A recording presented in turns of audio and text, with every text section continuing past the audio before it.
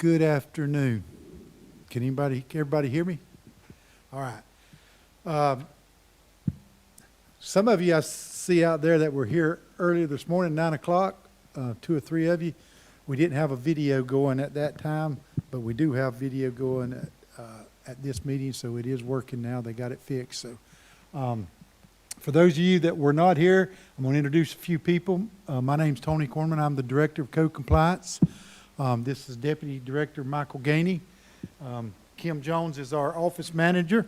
She keeps us headed in the right direction. It's hard sometimes. We have Sammy Sanchez from South Walton Fire District, and Shane Busby is one of our supervisors.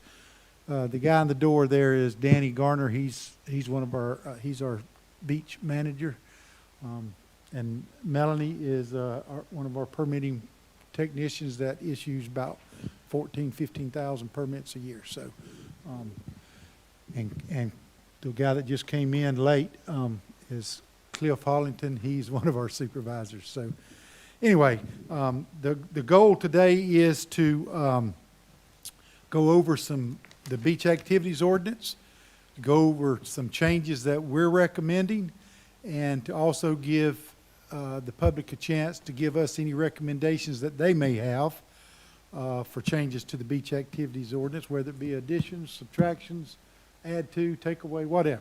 So that's the goal. Did everybody get a copy of the ordinance? So what I'm going to do is it should be up on the screens when Kim gets it pulled up there. We're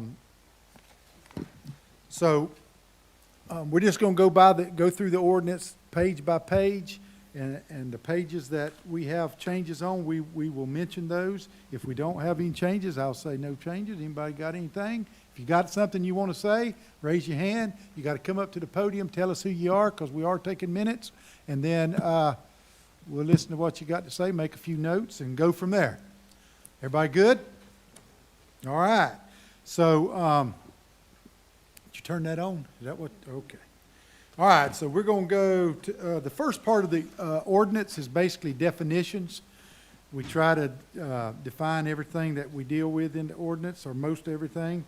So that's basically all that is. We did change where it says Gulf of Mexico. We changed that to Gulf of America. So we changed that all through the ordinance. So you'll see those changes when it comes back. I'm trying to get to the page where we have substantial changes. On page, and they're one page behind me, right? Yes, sir. Okay, so on page 5, your page 5, you can see where we're striking out some no wake zone stuff. And the only reason we're doing that is because we have a waterways ordinance that our boat launch locations are in. So we're just going to move this to the waterway ordinance so it makes more sense. Page 6 is the same thing. It deals with the waterways ordinance. If you look at the next page, which is page 7, y'all's page 7, my page 8, I think. There was a little confusion as to when some of our permits expire. They start August the 1st, but our ordinance said that they expire on August the 1st. The intent was that at midnight, so we just clarified and made sure everybody understands that that permit expires at midnight on July the 31st, not August the 1st, because your new one starts August the 1st. So just some clarification there. Overnight camping on the next page, we've added a little bit. Instead of just saying no overnight camping on the beach, it's got on any beach access, beach dune system, parking area, or any other areas owned, leased, dedicated to, or maintained by the county. The next part, fires. This is where some of the biggest changes that we're going to make is. And what I'm going to do is I'm going to throw it out there, and then I'm going to let Sammy talk about it. But we're looking at changing the beach bonfire portion to go to propane fire pits rather than wood, be less smoky, no debris we had a lot of cases this year with, you know, debris being left on the beach, getting washed up on the beach. So we're looking at going to propanes. And I'm going to let Sammy have it for a little bit to explain those changes. Thank you. So before we get started, I want to provide some updates. I know some of you sat through this meeting last year, and I told you we were working on some things, so just want to provide a little bit of update. But first, I want to introduce Julie Clark. She's our customer service rep. A lot of you, if you deal with bonfires on a regular basis, that is probably who you're talking to 90% of the time. Earlier this year, we had 3 customer service specialists because of the increase of activity. We lost Pam Street to cancer in late August. At that same time, Julie was out for a couple of weeks. So we brought in a new girl, and so if you dealt with her and you were confused or you were frustrated, I just ask you to have a little bit of patience. She's brand new to the whole thing, and it's a daunting task to get thrown in the mix and say, figure out bonfires. So if you had any issues, they're still not resolved, please come see me afterwards or call me at the office, and we'll get those taken care of for you. But that right there is a brain trust. She's not allowed to ever take off again, so I've got that settled. Last year I stood here and told you we were working on a new website for the bonfire permitting. The problem is the company that we hired was unable to provide all the things that we needed to do. The bonfire permitting program is not some canned program we can just go to Kinko's or wherever and get this program and plug it in and play. It is a very specialized program because it's tailor fit for South Walton. There's no other program that we found out there in the market. Of all the places that do bonfires in the whole country, we have yet to find a specialized or bonfire permitting program that matches ours, because we have so many variables with the times, with the public, with the private beaches. It's very customized, and when we asked a company to do that, they struggled with it. So we have engaged another company. This company is called MyGov Online. They're a very big company, and they seem very excited. They think they can do it, and we're keeping our fingers crossed that they can. So once that gets settled, hopefully, they said it's a couple of months turnaround time to get it done, if in fact they can do it. And if that is the case, we will certainly, there'll be a learning curve, and we'll get everybody on board. We're just not going to put it out there and say, figure it out. So having said that, there are some different, there is some different language regarding the bonfires. In the past bonfires, the type of fuel used for these pits were solid fuel, which was wood. We are going to ask the board to recommend going to propane for a few reasons. One is it's a cleaner burn, and the biggest thing is the debris. I can't tell you the amount of complaints that we receive. It's probably not near as many as the amount of complaints that code receives. So there's got to be some give and take with this thing. Earlier in this morning, we heard some feedback about the propane. For all intents and purposes, it was well received, but we're going to take everything into consideration. We just think it's probably time to move forward and do something with propane. So the language is going to read as is. And obviously, if you have questions, by all means, let us know. This would be in section F under fires. So that whole paragraph, all fires must be in containers, that will be taken out, and it's going to start as, the following requirements shall be strictly adhered to for approval/use for all propane fire pits on the beach. Number 1, all fire pits shall be an approved UL listed underwriter laboratory or Canadian Standard Association, CSA, listed container. This is designed so that there's no homemade propane tanks out there or propane fire pits. This is designed so these are tested pits. They're safe. They're safe as they can be, and we don't have somebody out there just making these things and hoping that they're not going to leak. Fire pit shall use a standard 20-pound max propane bottle for fuel source and shall only be utilized with an approved fire pit. So the 20-pound tank is the same tank that you use for your grill. no different. In the research that I've done, you can get anywhere between 4 to 6 hours worth of use on a propane tank. Propane regulator hose shall be 5-foot minimum in length. On your grill, it's probably 3-foot hose from the tank to the grill. So we're recommending that it's a 5-foot, gives you a little bit more space for safety. A working 5-pound ABC fire extinguisher tagged in compliance with NFPA standards for portable fire extinguishers shall be required on site for all beach bonfires at all times. So that means that you have to have an extinguisher on site for every bonfire that you have. The reason that I say it's tagged is so that you don't get one that's been in your closet for 10 years, it's not going to work. We want to make sure that if you have an extinguishing agent, that it's going to work. Fire pits must sit a minimum of 4 inches off the sandy portion of the sand. I don't think that has changed. Again, we're trying to keep the fire pits from being directly on the sand. Fire rings or pits with no bottoms are strictly prohibited. That has not changed. That's still been in there. With the exception of tiki torches, all fire pits must be fueled solely by propane gas in an elevated fire pit not to exceed 3 feet in diameter. So we're still allowing the tiki torches, and I think those are fueled by tiki torch fuel. I think that's what it's called. So that hasn't changed either. And then there's some safety recommendations, checking for leaks, keeping a safe distance from people, following the manufacturer instructions in operation maintenance. And then no cooking attachments such as grates, griddles, tripods, rotisseries shall be allowed on the fire pit, and no other cooking apparatus shall be allowed other than those listed in subsection G. If you go to subsection G, when it talks about cooking appliances, that has not changed either. That is the same language that's been in there for a few years now.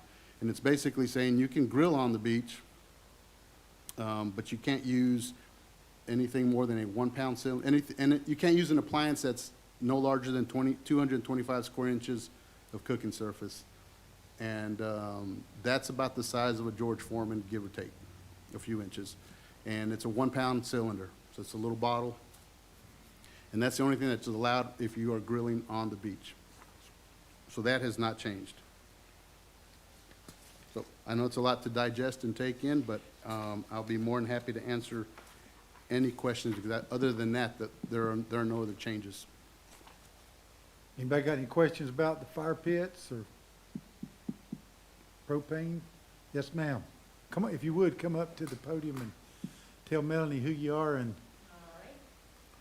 My name is Linda Frakes, and I'm a resident. I live by Pompano Joe's. Yes, ma'am? This is not the hill I want to die on. This is not why I'm here, but boy, that sounds like a policy that was written in favor of the beach vendors. The Because- propane?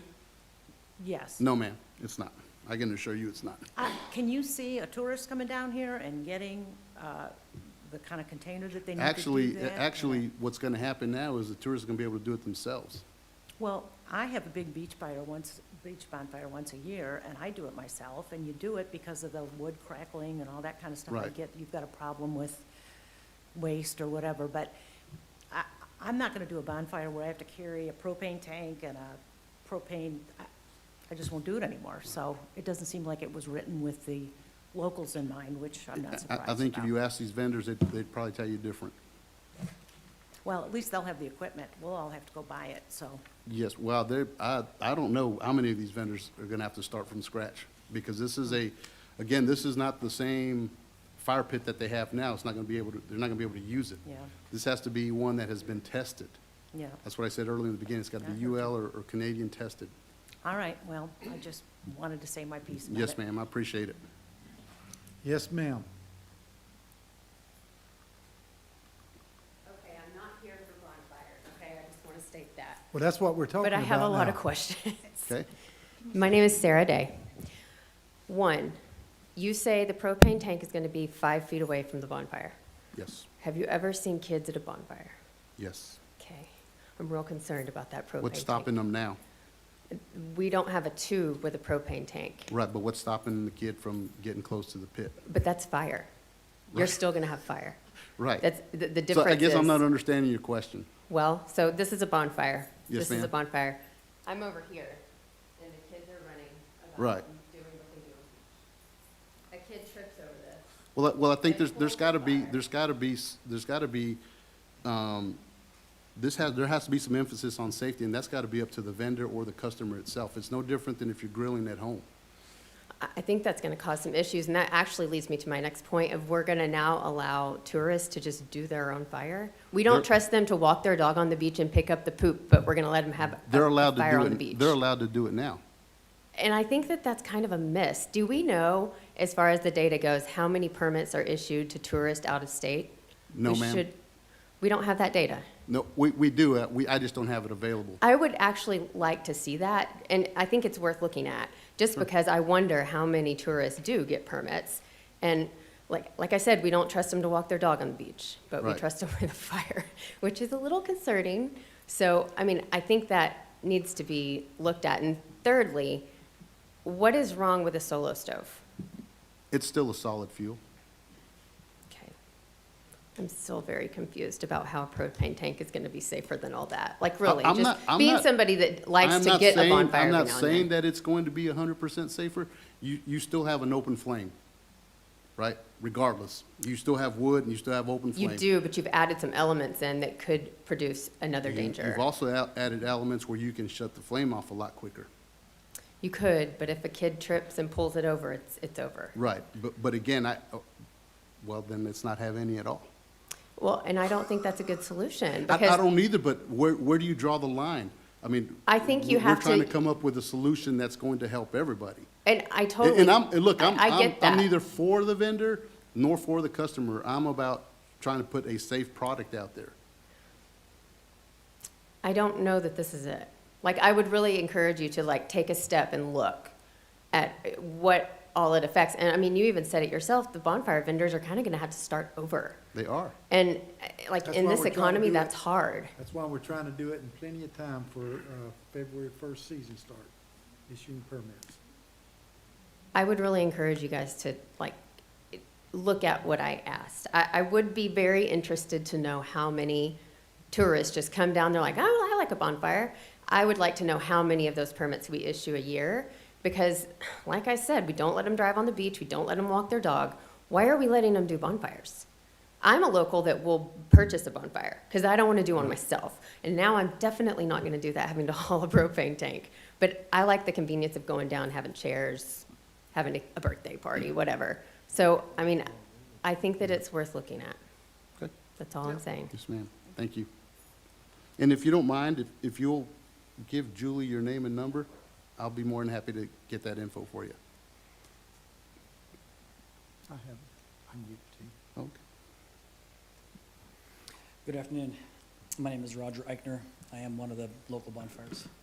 Hi, Melanie. Question for you. So I'm not opposed to what you're suggesting. I see the debris and the aftermath all the time. Yes, I can. Yep, sorry.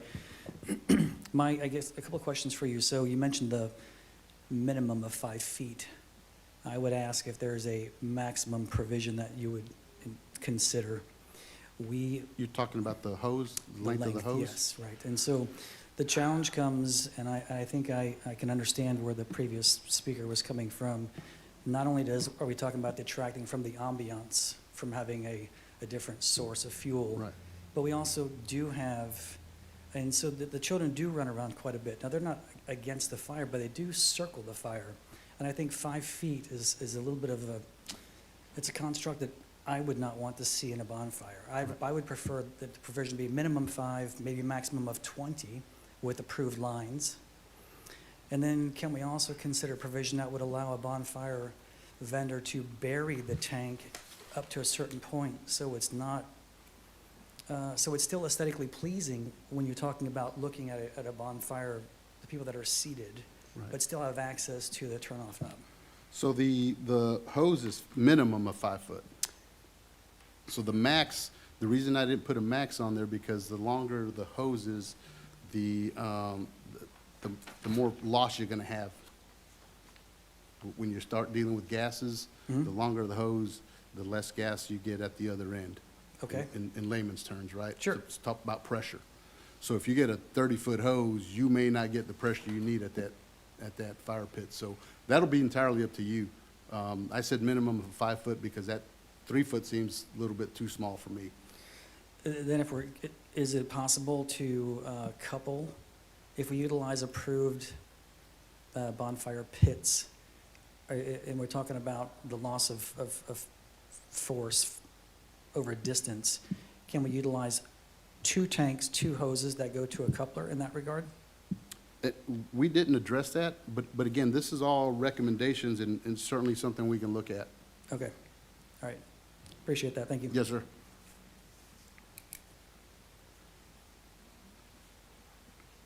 Anybody else about bonfires? Yes, ma'am.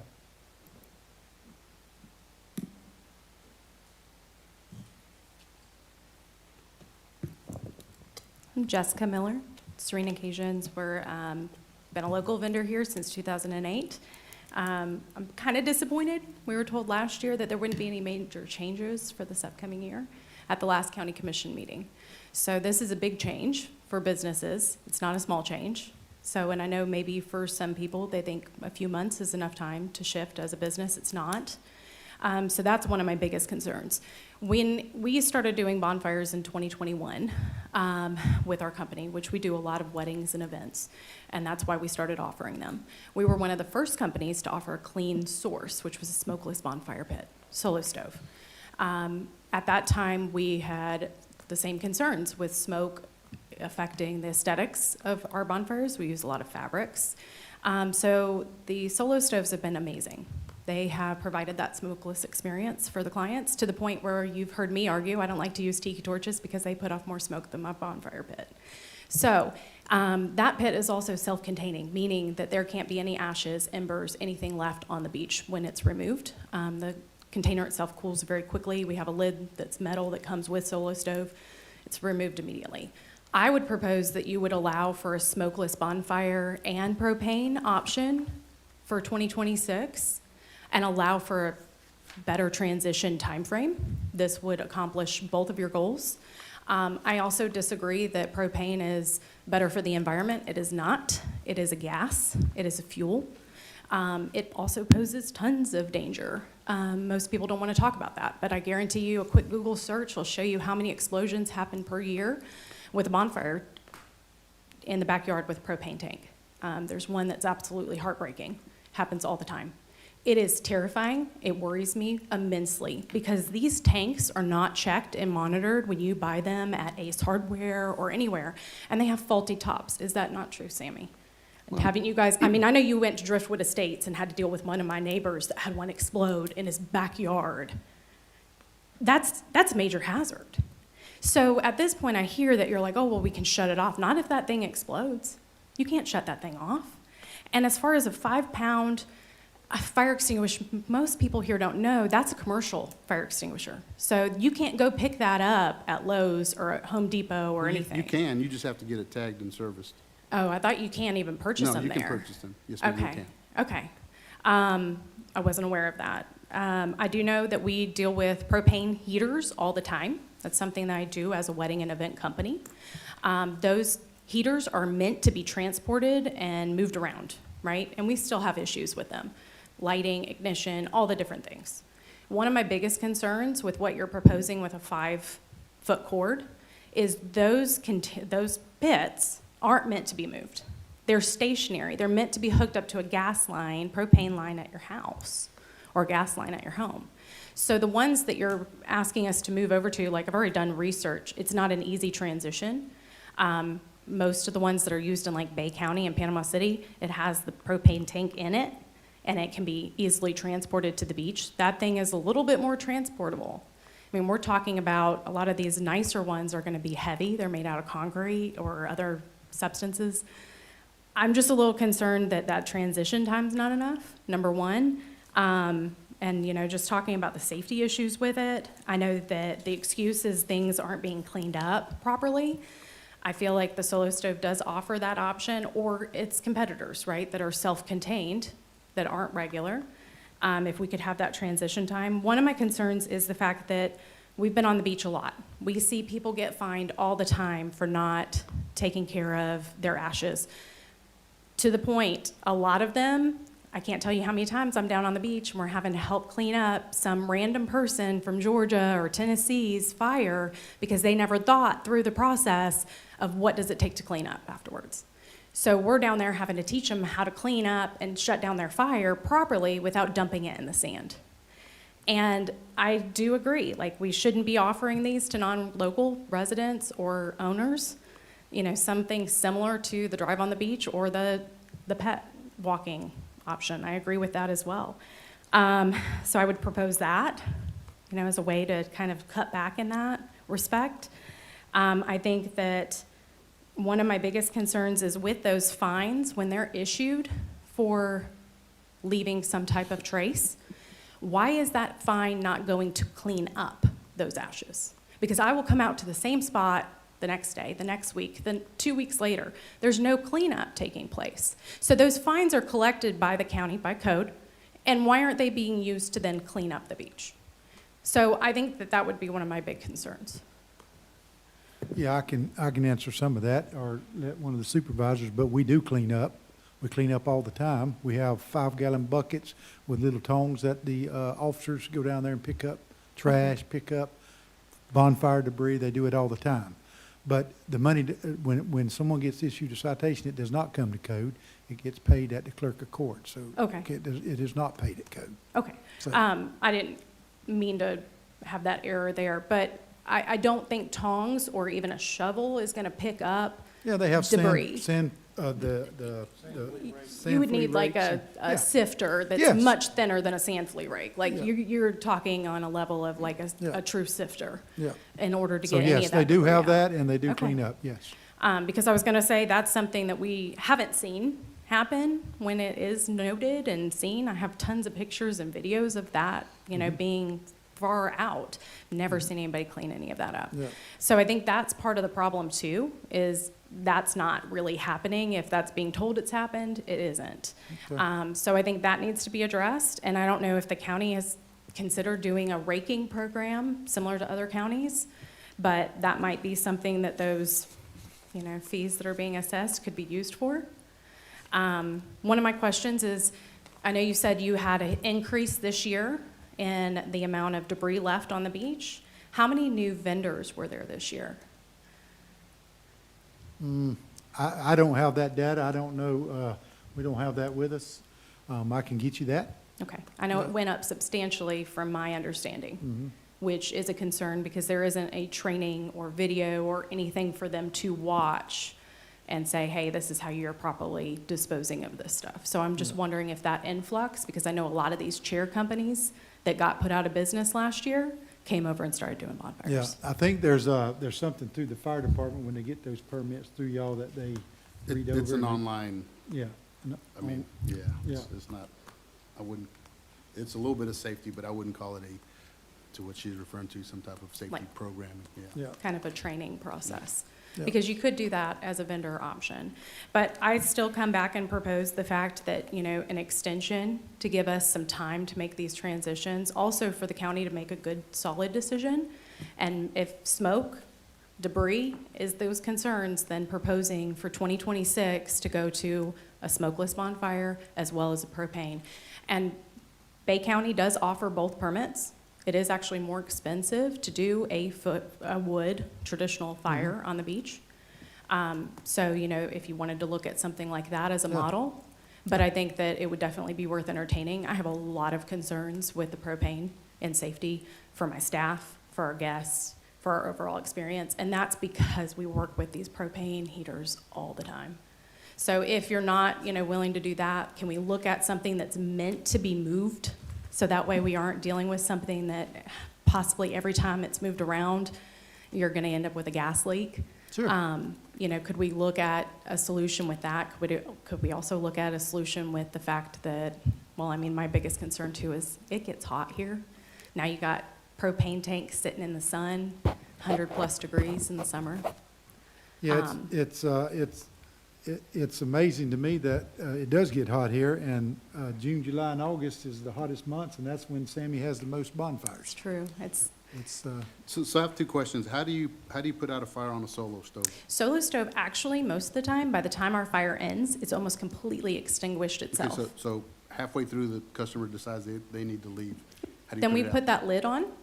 It's a metal lid that's made for the Solo Stove. It fully extinguishes the fire. Within the amount of time it takes us to carry off all the rest of our equipment, that pit actually is cold. And does the Solo Stove itself sit on the sand? No, it does not. We actually have a rug on the beach, and then we have an elevated surface that is a Solo Stove stand. We had to get a manufactured one that's not by Solo Stove because of last year's ordinance changes. And that did elevate it up off the sand. So there's no And is Solo heat Stove or the anything. sole proprietor of this, or are there other companies? There's other companies. I believe there's one called Blue Sky. I know Brio makes one. Solo Stove is probably the most popular because it's the lightest. Gotcha, okay. And cost-wise, this change is substantial. Sure, and they're not looking to implement that until February. Right. But that's still pretty close. And we have a lot of people that have seen pictures and things, and on a marketing standpoint, as a business, it's gonna be really hard to convince people why we're having to switch over to propane. So if we could have just an extended, but if you're willing to make, and this was the argument, because I proposed this before, multiple times over the years, that we should go over to a smokeless option. And I was told by commissioners that they didn't want to limit and make people use certain types of pits, Right. right?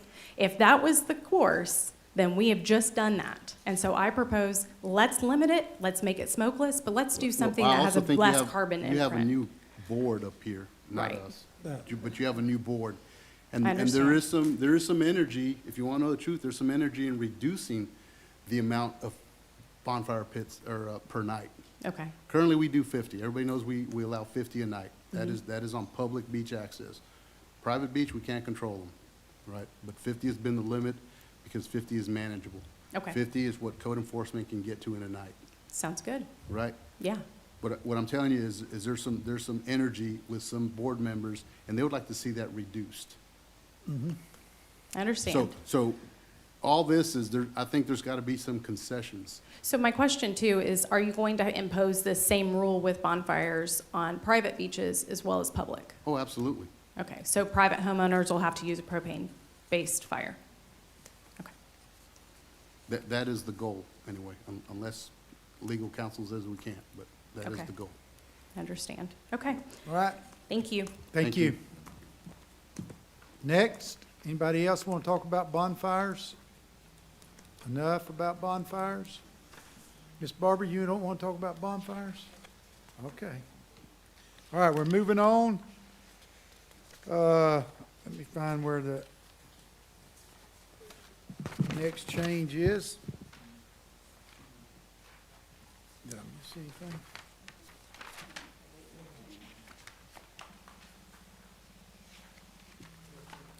All right, so, on page 13 of y'all's, yeah, under tents, we added, there still was a little bit of an issue. We tried to clean it up a year or so ago with saying that the total footprint could only be 10 by 10, but there still was some issues, so we're just trying to clean that up a little bit and make it, it still says the footprint no larger than 10 foot by 10 foot, including all strings, bags, straps, and legs, and the like. So basically, anything attached to the tent, the shelter thing. The other thing we're looking at with tents, we got some good suggestions this morning, but we have some of our beaches that are, the depth is such a way that once you give 15 foot at the toe of the dune for the emergency vehicles, and then the tents have to be on the upper half, there may only be 25 foot, 30 at the most left.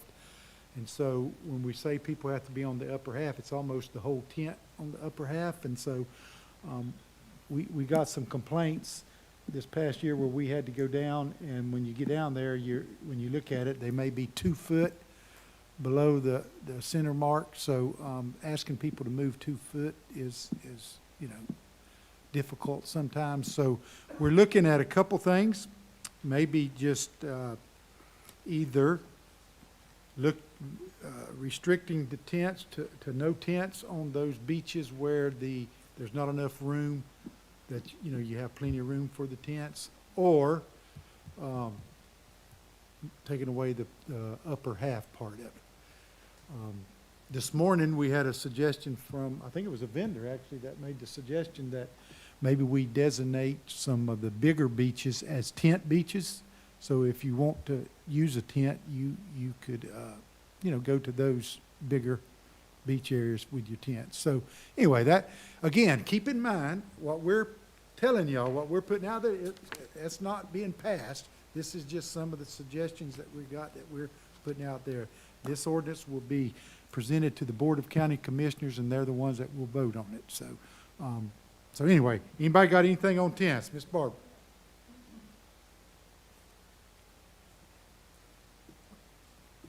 Barbara Morano, and thank you for working so hard. I know it's not easy to be in code compliance at times on the beach.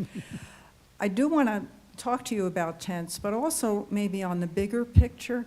What have you seen that has been the most difficult for you to enforce the way we have right now? And then you said you're going to make some changes on the tents, but what is the most difficult part of this ordinance for you to enforce? With the tents? In general, is it dogs on the beach? Is it holes? Is it tents? Is it just, have you kept track of what? Yeah, we track our complaints, how many Right. citations we issue for each thing. I don't have that with me today. I can get it to you. But, I think that would drive the changes. yeah. Because I only see X, but you see X, Y, and Z. Mhm. So I think that's a good piece of data when you go into even the commissioner meetings Sure. to say, this is what we're seeing. Yeah. Getting back to the tents, I think that's, first of all, I want to compliment you on the Beach Steward program that I have seen at Gulf Place. Thank you. And you also have vendors at each regional beach access and neighborhood access that the county has employed, correct? Yeah, we have a contract Con- with All right, Coastal. so Yeah. rather than doing no tents here on this beach and tents here on that, I think is going to create a huge confusion.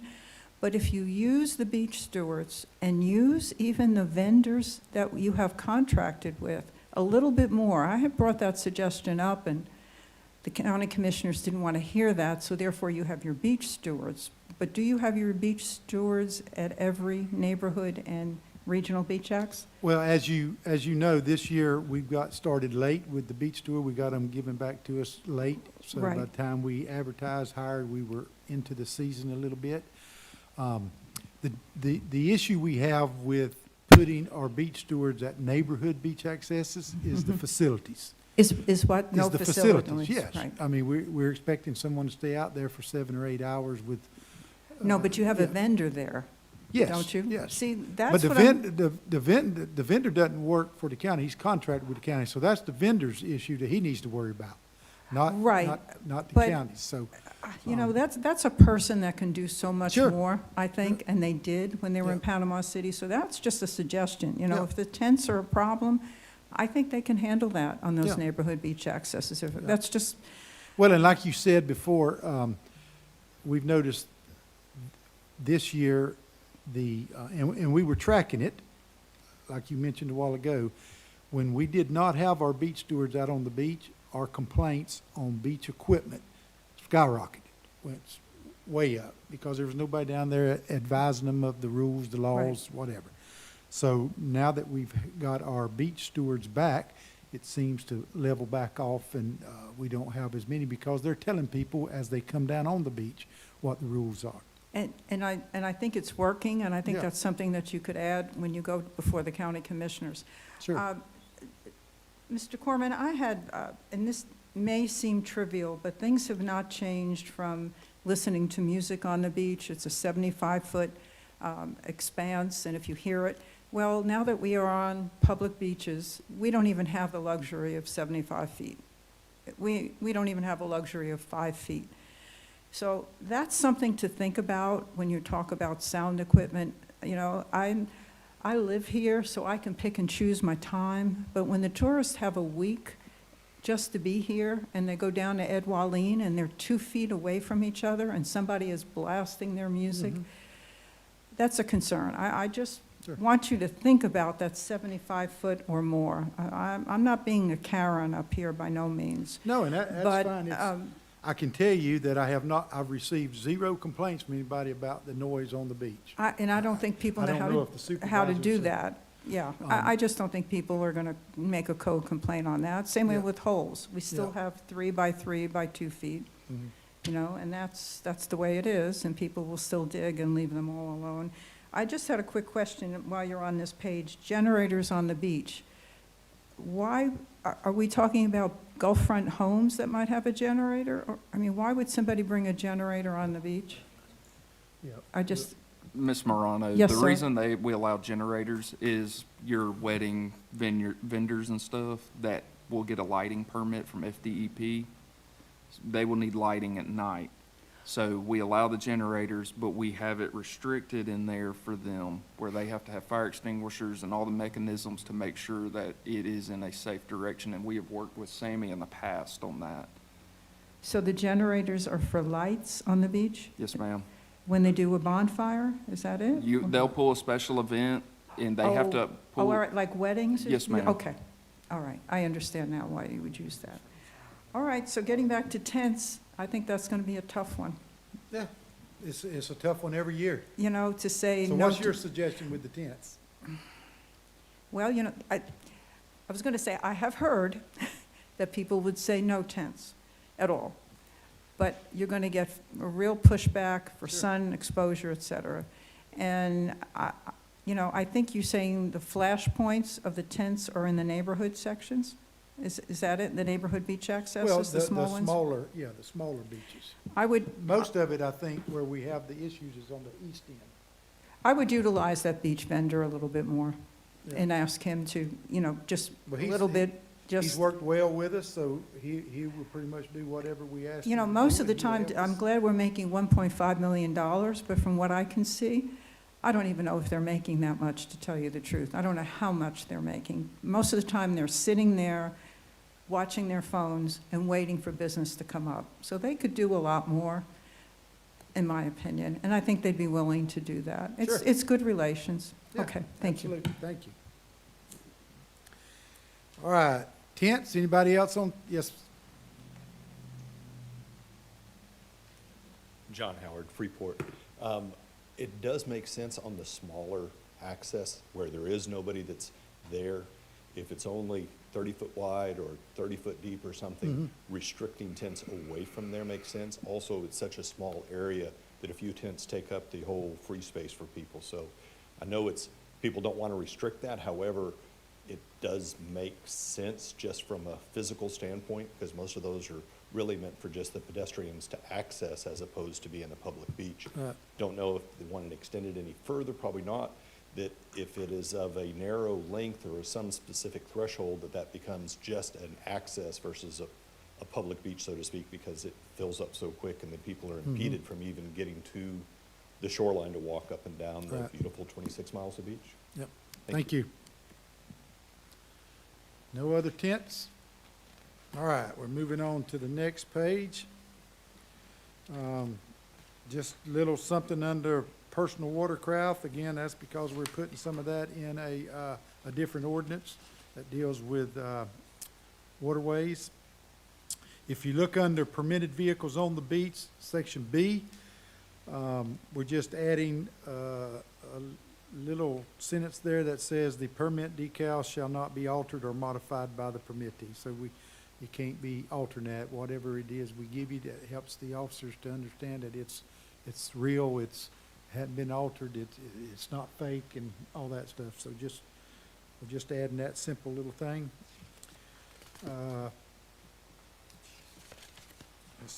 We're moving. Anybody see anything that I'm going past that they want to talk about? Let me know. Yes.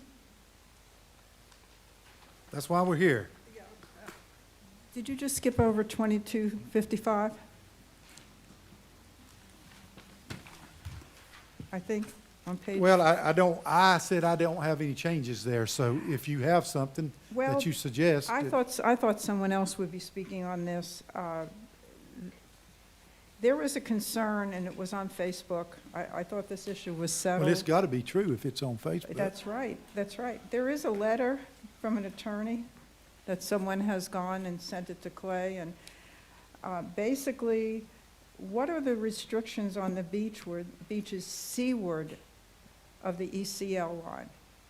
Can we talk about that a little bit? Because what I'm seeing and what I'm hearing is that there's still a lot of concern with the wet sand and the ECL line seaward. What have you seen? And, you know, there are definitely some hot spots in the Well, county. below let's talk about the ECL line Right. first. For those that may not know, it's the erosion control line.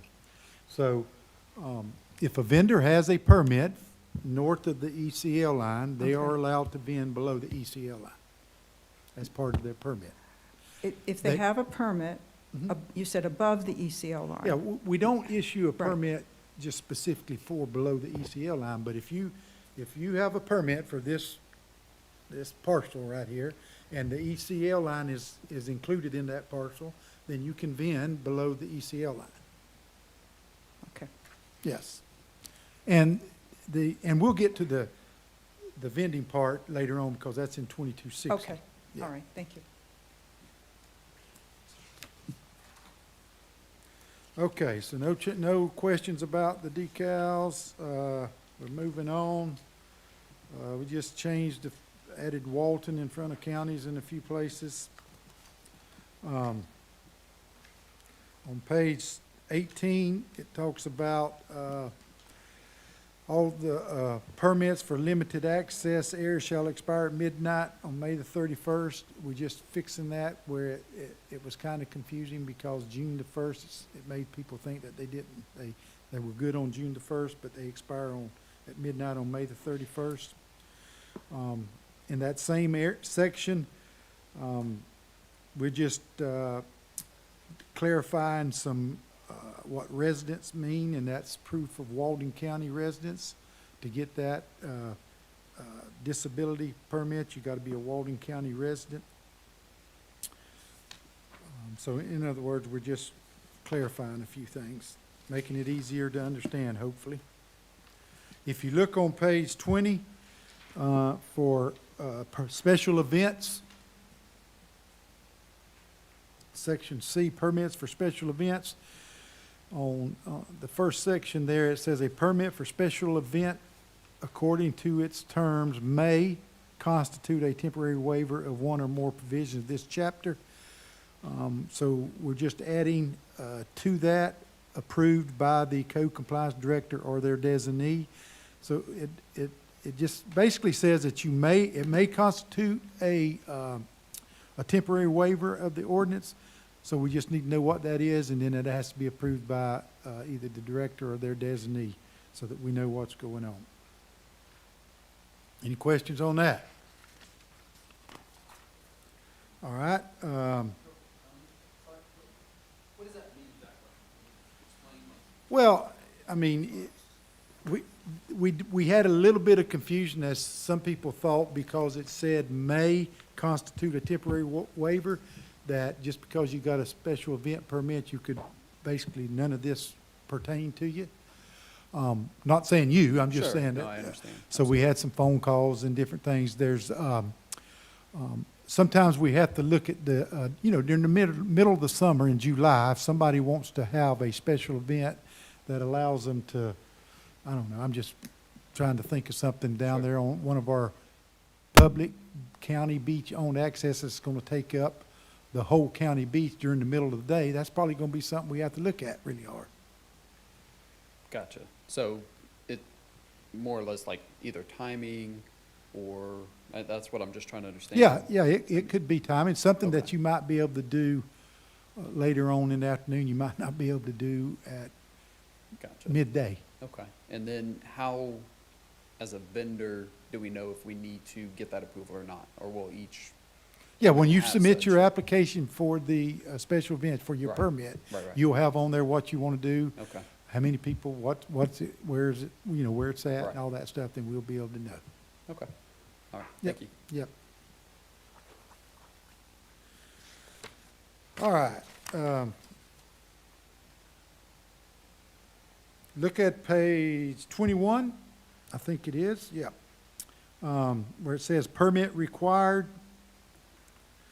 We just, again, we're cleaning up some stuff there. I'm gonna start reading about halfway through that paragraph one there where it says a vendor that is providing goods or services for use on the beach that does not have a defined area of the beach may obtain and utilize a delivery permit to only deliver the goods and services to the beach, but may not engage in vending from the beach and shall not deliver to the beach access included in the managed vendor program. So, again, that's what a delivery permit does. It just delivers. It's not a specific area. It's called a specific site permit or a site-specific permit. So this is just kind of cleaning up some verbiage and stuff. Any questions there? All right, the next page,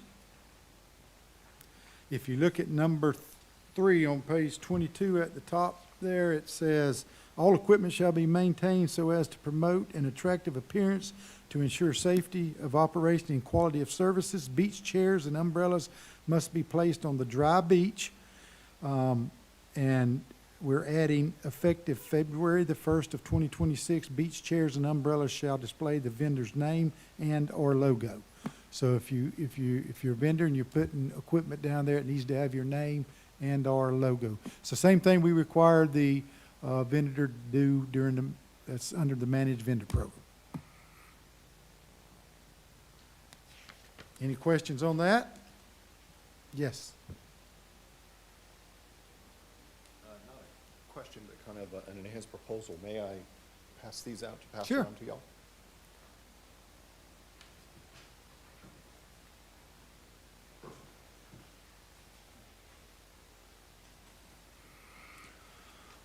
And that is just a proposal for a safe guideline where there's no beach equipment set up within the bottom 10 feet of the beach, just to allow an access. And you can see by there on the picture of that, the difficulty of allowing lifeguards with equipment to run up and down and just monitor the beach area for something. I was involved in a rescue, it was a red flag, so it was actually a riptide that pulled a kid out. And so being able to run down and keep eyes on that person so we don't have a drowning or something like that is quite important. And that also will allow access for everybody to be not impeded as they walk up and down the beautiful 26 miles. So I just wanted to pass that out and Okay. make that request, and it kind of coincides with talking about the distances. Sure. Yeah, thank you.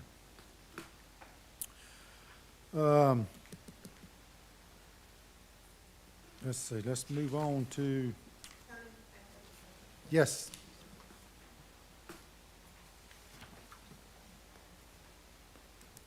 This is going to take a minute. You got 3. Yeah, well, we'll see. Sarah Day.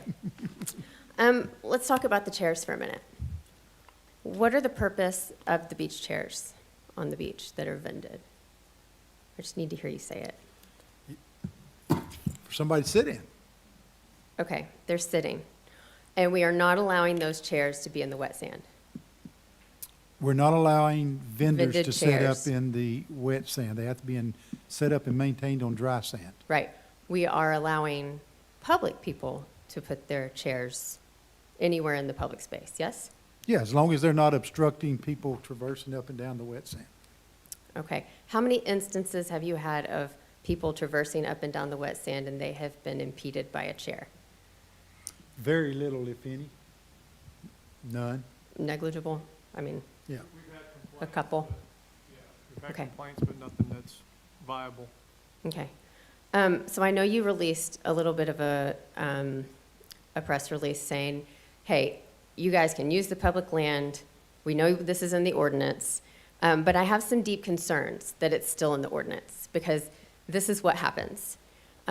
Unfortunately, it has emboldened vendors and possibly beachfront owners, which I have witnessed with my own eyes, to confront people who are on the public piece of land and they walk down and they say, hey, you're breaking a code.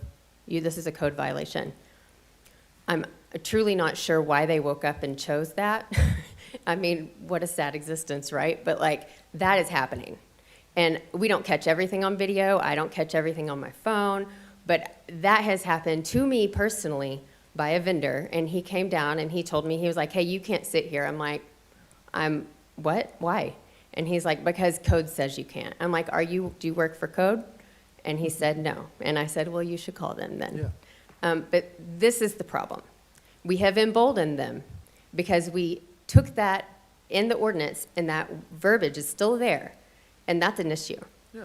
And we need to address it. Right. Because I think that it impedes the public's use of the public sand. Yeah. Thank you, ma'am. We will take that into consideration. That didn't take too long. All right, come on.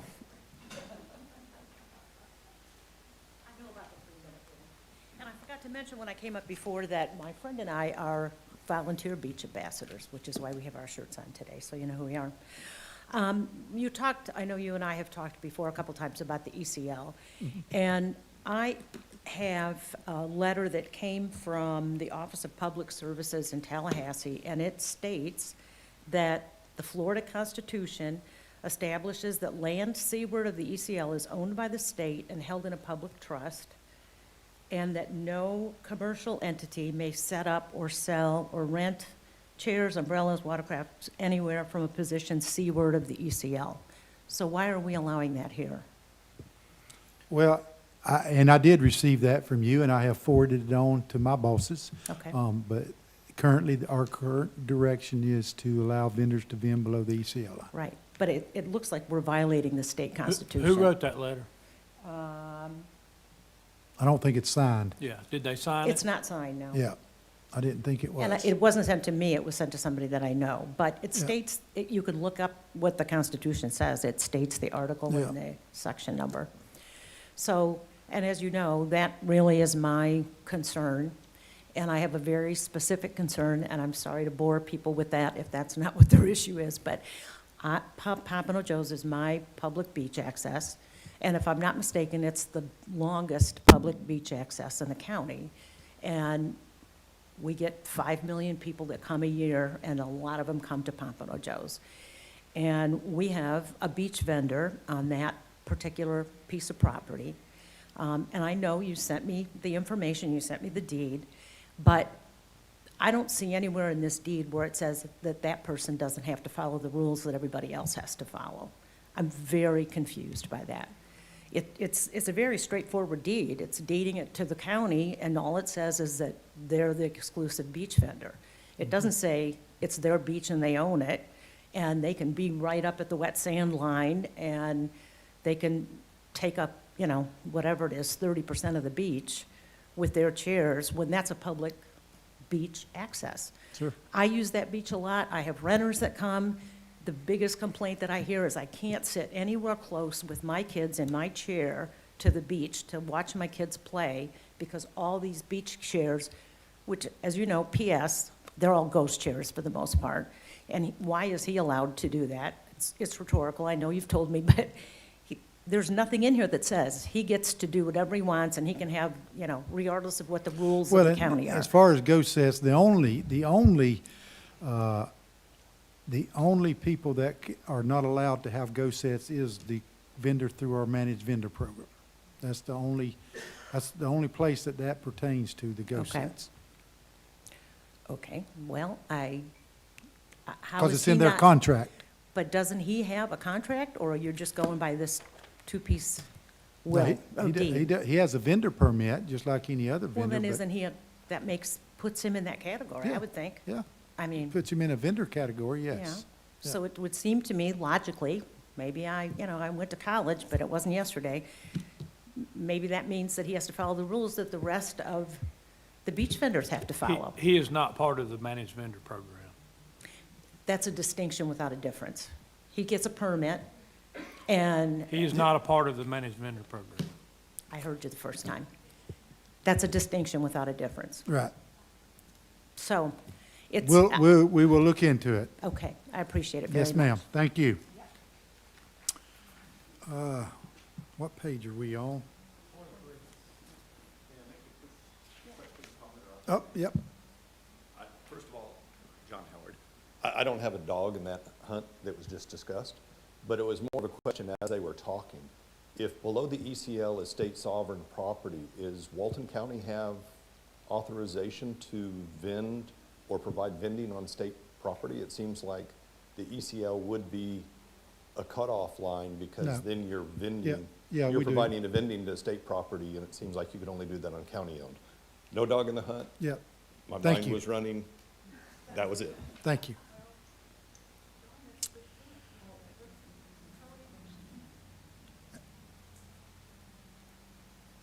I think that was what I was trying to say. The ECL line seaward is public domain and should not be having vendors on it. But you're telling me our vendors are allowed to go south of the ECL line. Currently, they are allowed to go south of the ECL line. But as the lady said, there's a state statute, are you going to be bringing this up, talking to Clay about this? We have. And he uh, has said, Again, our current direction is that vendors are allowed to be below the ECL line. so that sounds like another law problem or another attorney issue with the county, it appears to me. And that's unfortunate. Well, again, I mean, I think people have different interpretations of rules or whatever. Our direction currently is that vendors can vend below the ECL line. Okay. So And that's all I can speaking, tell you. okay, and with Sarah saying, when I'm walking along the beach, maybe it's just the time of the year, but the wet sand is quite a bit from what I can see. So I tell myself, I can take my chairs if I'm not impeding a lifeguard safety issue. If I'm not impeding walking, I can be on that wet sand. That's correct. But the ECL line, some people are telling me it's in the ocean, it's not here, or it's not in the Gulf. People tell you all kinds of stuff. Yeah, and I think we have to solve that one going forward. Yeah. So And we'll thank- work on some of that during the off-season. About the ECL line. All of it, yes. Okay, thank you. Yeah. Are we talking about the ECL line again? All right, well, listen, let me just make it clear as I can clearly say it. Currently, the vendors are allowed to vend below the ECL line. All right? I mean, that's our direction. Say again?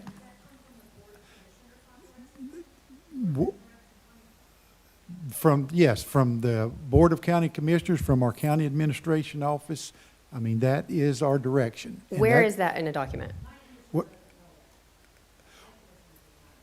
Well, Where is that in a document? what do you mean? Where is it in writing? What the- Everything we have is in writing. Where is that in writing? Well, there's nothing that says they can't. Now, Tony, So if- we're here listen, going through this line listen, by I know, line I know. about the rules.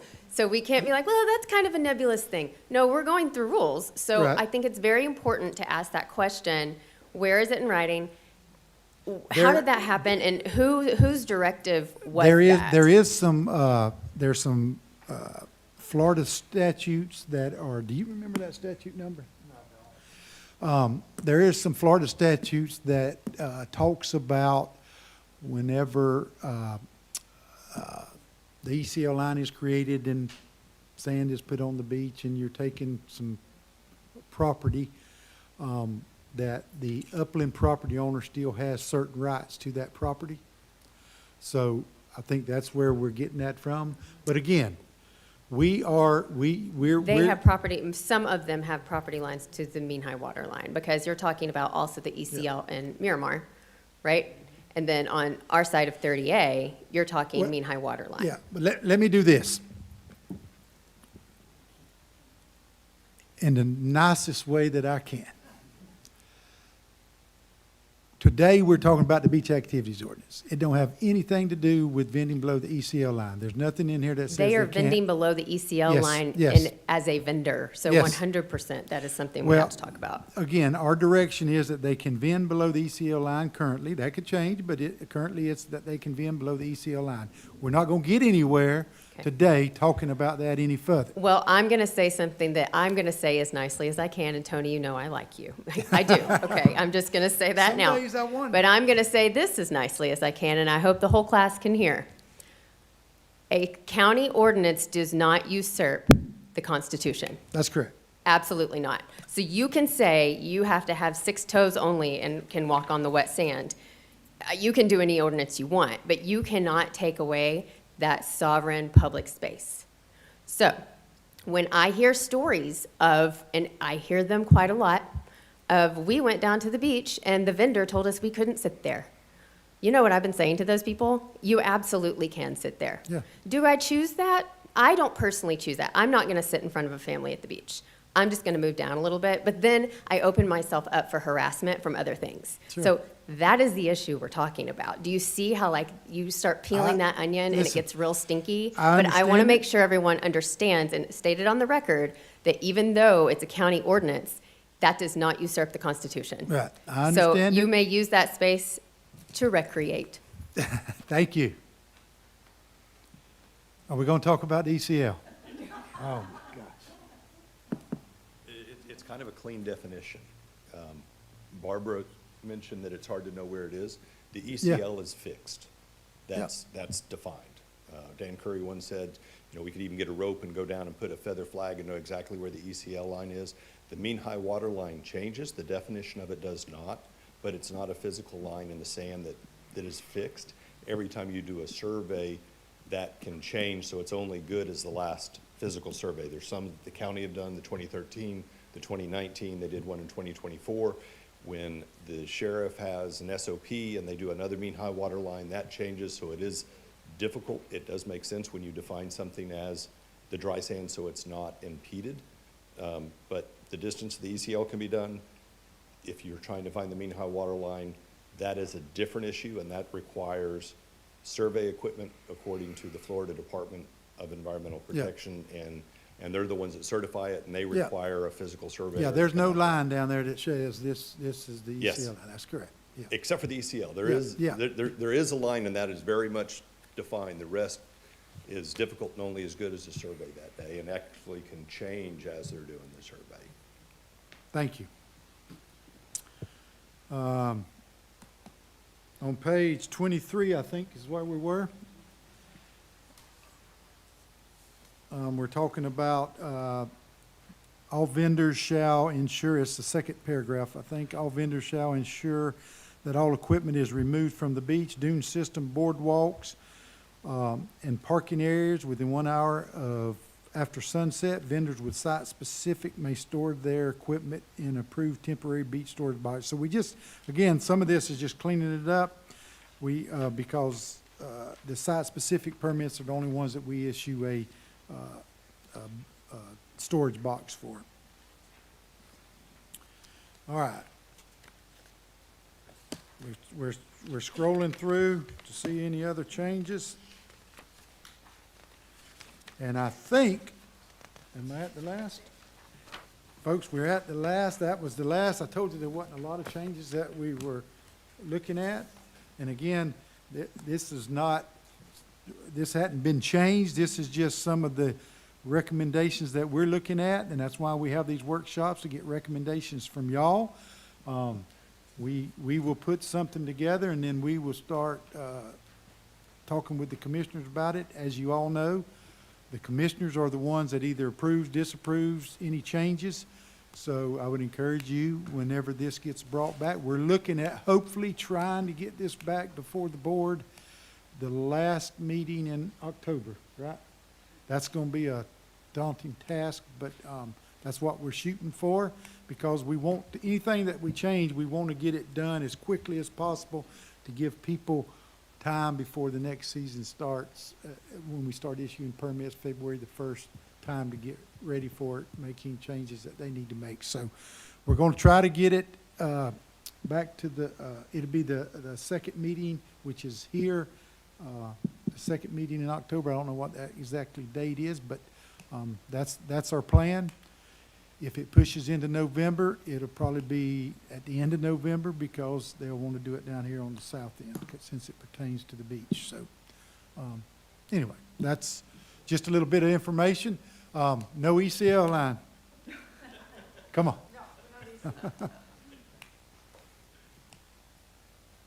I also want to publicly thank our lifeguards.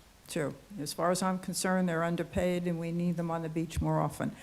But there was, Melissa Ward brought up with one of her organizations that there were some safety equipment that was going to go on the beach. Where are we with that? I don't know, Beach Ops was working with them on that, so I don't know, because they're trying to figure out where they're gonna put them and all that, but I'll find out. Because I would assume they'd have to coordinate with you where they're going to put them and who takes care of them. I don't know if that falls under Beach Well, I don't know Ops. that they'd be coordinating with us, Okay. mostly Beach Ops to Okay. figure out where, yeah. So, okay, thank you, Tony. Mhm. Okay. Yeah. Sarah, I think Sarah had her hand up already, and she promised me she's not gonna talk about ECLI. Oh, I know, I didn't. Last year, we took out security guards from the ordinance. I thought that would have a concerning effect, but I was willing to let it just kind of play out, just to see what happened. Folks, it has not been awesome, okay? Let me give you a few instances. I think it's essential to reinstate the ordinance regarding the security guards and property managers. The initial removal from this ordinance raised really serious concerns with me about the motivation. So I think that we need to bring it back. Currently, just today, at least one property manager is acting in bad faith. He is harassing individuals. He is taking photos of people, including children, mine included, and uploading them to a private database. When I tell you how alarming that is to hear as a parent, or just as somebody who pays taxes in this county, and the fact that the county is just kind of letting it go, he has no boundaries. He has no rules to follow. He has been taken out of the ordinance, and it goes for all of them. I need to know the motivation behind removing that, because from a citizen's eyes, that removes a layer of safety for me. And do you know what else this person does? He takes it upon himself to contact me personally and threaten me. That, friends, will not be okay. That is unacceptable. Yeah, have you And- contacted the sheriff's office? 100%. Okay, I'm just making sure. 100%. I don't play. He has picked the wrong one, but my problem is that he does it to everyone. And not everyone has my personality. Not everyone's going to call the sheriff and be like, hey, what's up with this guy again? We need to put him back. Any security guard, any property manager that is going to be interacting with anyone on our beaches needs to be in this ordinance. Well, and I'm not saying I disagree with you, but basically all having the security guards in the ordinance did was require them to get a permit. It wouldn't have anything to do with whether they were taking pictures or. Well, then why take it out? Well, because security guards are governed by some state laws, and so Okay. the, Well, Tony, if we want to talk about state laws and what's governed by state laws, let's We're talk not about talking that about sand ECL. south of the mean high water line for a minute. Do you see where I'm going with this? I understand. This is a slippery slope, yeah, and I've been messing with this for a long time. And I am 10,000% done. And I am standing here for the rest of our citizens and for any family that comes to our Yep. town wanting a good beach experience, and they don't get that. well, when we present this ordinance back before the board, make sure you're here, and make sure you need to visit with them, call them, discuss with them. I have done all of those things many times, and I still have not gotten to the crux of the issue of why that was removed. Yeah. Because really, if it's just, hey, you have to have a permit, why are we removing that? There are so many things in this document that are really kind of just like fluffy. If it's just Well, fluff, I just think- leave it. And I think part of it was the reason that Mr. Atkinson said it would be best to remove it is because there's state laws that regulate them. And with us having it in our ordinance, it makes people think that we regulate them when we really don't, so. They are removing it- interacting with these people. Sure, absolutely. And to someone who is coming to our town, they think, well, this is Walton County. Walton County must have something to do with them. Right. This is a big issue.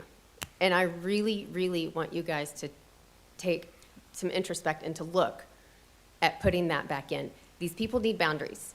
Listen, it But- won't take Melanie but just a couple minutes to issue a permit. She don't have a problem issuing the permit. So, I'm not talking about issuing a permit. I'm talking about kind of like the same thing with the ECL. The ECL, kind of the same thing with that. There's no documentation of it.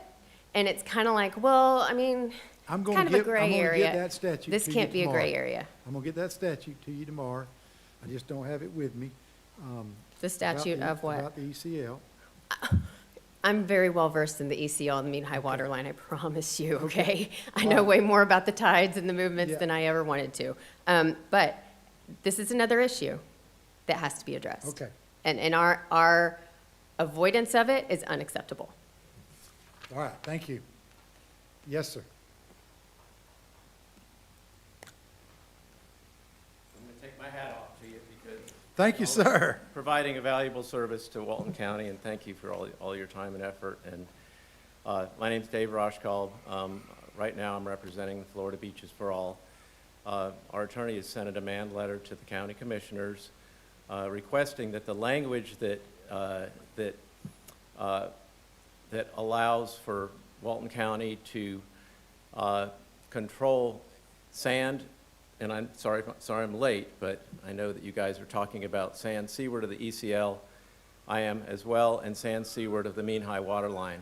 The sand seaward of the ECL is public domain, and the U.S. Supreme Court has guaranteed that the sand seaward of the ECL is public domain. So there should be no beach chairs, there should be no beachfront owners telling them that they can't go, that the public can't use that sand. And I'm not talking about transitory zone, I'm talking about they can set a beach chair up and they can use that sand as they see fit, as long as they follow the laws of Walton County and Florida.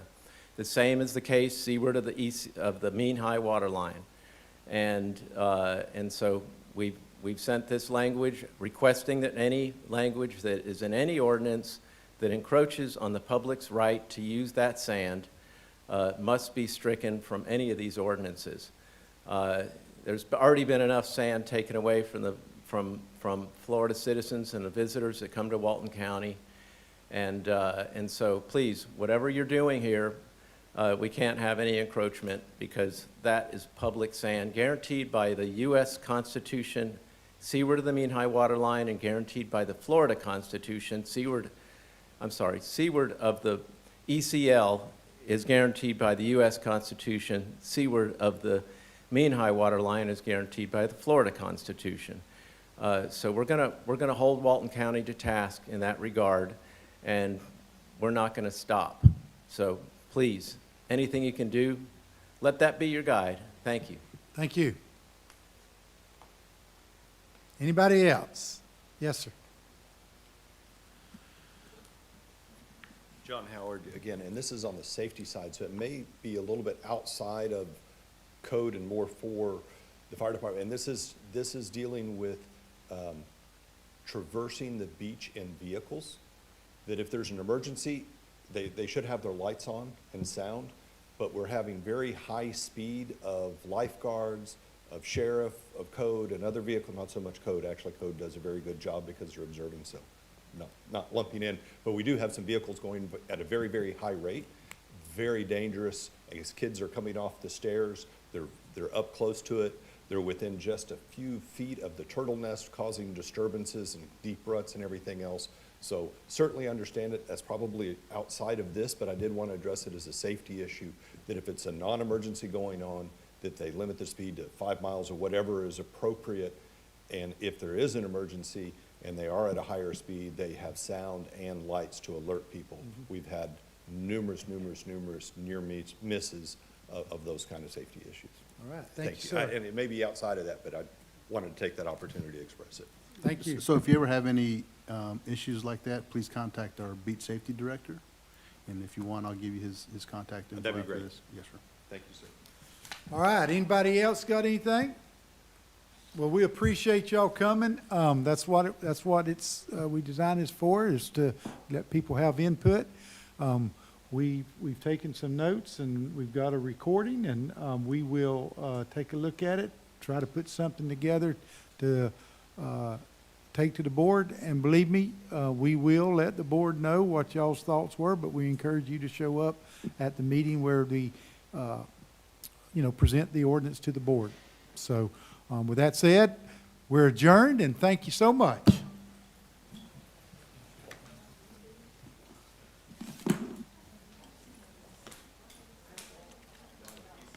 Sammy?